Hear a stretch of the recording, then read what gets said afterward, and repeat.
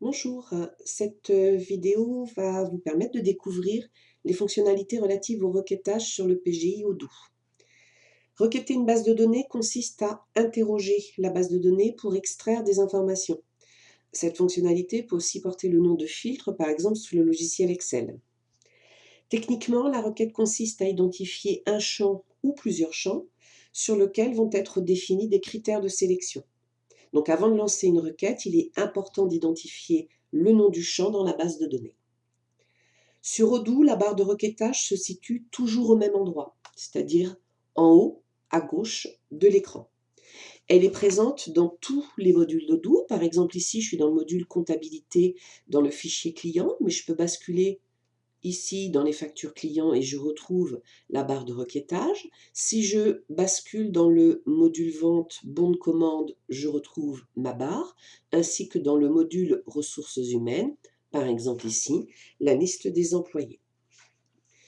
La barre de requêtage est constituée ici donc de deux icônes. La première icône sous la forme d'une croix qui va permettre en fait de supprimer toute requête définie, et la deuxième icône sous forme de liste déroulante qui permet en fait de basculer sur des fonctionnalités avancées de requêtage.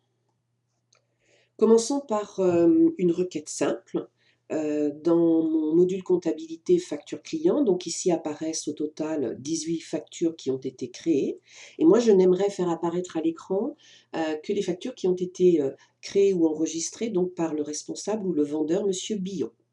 Donc dans la barre de requêtage, je saisis Billon en minuscule ou en majuscule, et Odoo par défaut me propose de rechercher cette information dans différents champs. Donc les possibilités ne sont pas très développées, mais ici je vais pouvoir exploiter la requête qui s'intitule « Rechercher Billon dans vendeur ». Et voici donc le résultat à l'écran. 8 factures ont été créées donc par le vendeur Monsieur Billon. Je supprime ma requête pour revenir donc à mon écran initial. Imaginons maintenant que je désire faire apparaître à l'écran une facture d'un client dont le nom commence par DA. Je ne me souviens plus exactement de son nom complet. Donc, je saisis dans la barre de requêtage DA, et là aussi, je vais pouvoir exploiter une requête prédéfinie par Odoo, qui est la requête rechercher DA dans partenaire. Et en fait, ici, 3 clients ont un nom qui commence par DA. Je supprime la requête. Basculons maintenant dans le fichier client. Et donc ici, si je bascule en vue liste, 44 clients donc, ont été référencés dans cette base de données. 44 clients qui peuvent être soit des hommes, soit des femmes, et qui habitent des villes différentes en France. Pour une raison particulière, j'aimerais faire apparaître à l'écran les clients hommes qui habitent Marseille. Donc dans ma barre de requêtage, je vais saisir Marseille.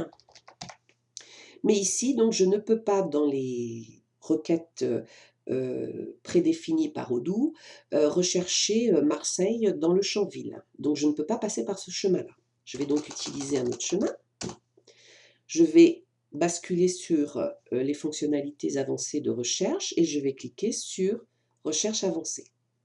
Donc là, j'ai un menu qui s'est développé. Ici, donc, tous les champs disponibles dans la base client. Donc, je vais rechercher sur le champ civilité est égal à monsieur. Faire attention, bien sûr, à la syntaxe. Et je vais ajouter ici une condition. La ville est égale à Marseille. Voilà. Donc, je lui demande ici d'appliquer la requête et j'obtiens ici donc 3 clients hommes qui habitent Marseille. Donc, toujours contrôler bien sûr les résultats des requêtes à l'écran, puisque quelquefois certaines requêtes peuvent très bien ne pas fonctionner. On va basculer maintenant, donc je vais ici supprimer ma requête.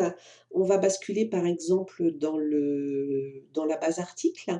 Donc la base article, je vais la trouver soit dans mon module vente, soit dans mon module achat. Donc ici, voici mes articles qui peuvent être vendus. Et donc ici, j'aimerais connaître les vélos, puisqu'il s'agit de vélos et accessoires, dont le prix de vente est supérieur à 1 000 €. Donc là, c'est pareil, si je saisis dans ma barre de requêtage supérieur à 1 000 €, je ne peux pas rechercher ici dans le champ prix de vente. Donc, j'utilise un autre chemin, je fais appel à mes fonctionnalités avancées et je vais ici rechercher dans la liste de champs, le champ qui s'intitule prix de vente. Je vais ici donc modifier et je vais demander est supérieur ou égal à 1 000 €. Voilà, j'applique. Et ici, donc, apparaissent à l'écran, je peux le vérifier, tous mes articles dont le prix de vente est bien supérieur ou égal à 1 000 €.